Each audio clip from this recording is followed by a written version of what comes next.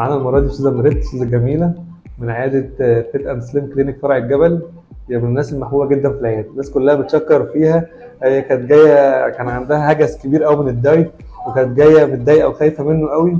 كانت خايفه من موضوع ان هو يبقى بدون فايده وتزهق، لكن هي حاليا بجد اتغيرت شكلها 180 درجه. لسه بقابلها دلوقتي بقول لها بجد شكلك فرق 180 درجه، بقيتي حد تاني خالص. زي مريت الناس كلها، اي حد يشوفك بيقول لك شكلك اتغير، في فرق. هو ده بقى الفرق يا جماعه. وهي لسه حتى والله بتقولي حتى الاسبوع اللي فات انا كنت ملخبطه وجايه هلاقي ميزاني زايد، ما زادتش، عشان بنقول لها الحرق بتاعك شغال كويس ونازله بالراحه ونازله ببطء، فبالتالي ما بنرجعش لورا. صح، ما بنرجعش ورا. هتقول لنا النهارده عن تجربتها وهتحكي عن كل حاجه حصلت معاها.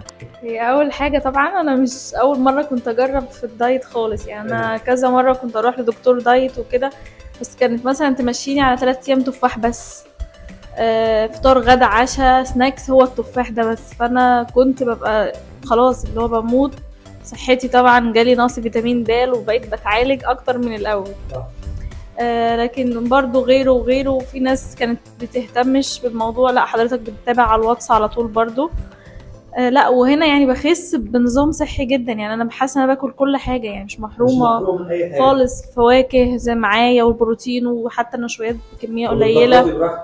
يعني انا قعدت شهر يا دكتور، يعني مش اسبوع ولا حاجه، قعدت شهر تقريبا ورجعت زي ما انا بالظبط يعني حتى مفيش جرام زياده، لاني خسيت ببطء، مش النوع اللي خس بسرعه وجي لما وقف ورجع لا خس يعني طلع تاني. لا الحمد لله، فضل لحضرتك صدقني يا دكتور، والبنات اللي هنا جمال نجوى وكلهم يعني ربنا يخليك يا دكتور، ربنا يخليك. لو عايزه تقولي حاجه للناس اللي خايفه من الدايت، لا يا جماعه وبامانه ما تخافوش، يعني هي خطوه جميله ان انتوا اصلا شكلكم بيتغير وانتوا زي ما انتوا بتاكلوا زي ما هم، يعني مش زادت تقريبا كام كيلو؟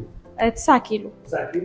ايوه 9 كيلو فرقوا بشكل طبعا يعني جدا، ولسه مكملين يعني. لسه قدامنا 5 كيلو بنثبت. ايوه ان شاء الله ان شاء الله يا دكتور. شكرا يا دكتور. وزي ما شفنا طبعا استاذه مريت، هي تقريبا نزلنا 9 و10 كيلو خلال فتره صغيره، وده غير شكلها ومقاساتها، نزول صحي وامن. ده اللي اتكلمت عليه، خلاها اولا ولا يحصل لها نقص في اي عناصر غذائيه، ما ياثرش على صحتها، ما ياثرش على شكلها، ضوافرها، شعرها، بشرتها. كل دي حاجات يا جماعه مهمه جدا بالنسبه للسيدات.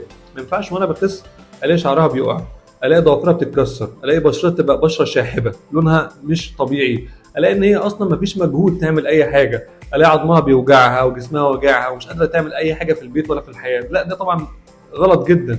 عايزين اللي بيخس يكون ماشي طبيعي مع الناس بدون اي مشاكل صحيه، وبيحس ان هو مواكب للطبيعه، مش ماشي في طريق لوحده تاني خالص. وال10 كيلو بطريقه صح وبطريقه بسيطه دول ما بيرجعوش تاني، بدليل ان هي قعدت تلخبط شهر وما رجعتش تاني ابدا. عايزين كل الناس تعمل نفس الدايت الصحي. شكرا.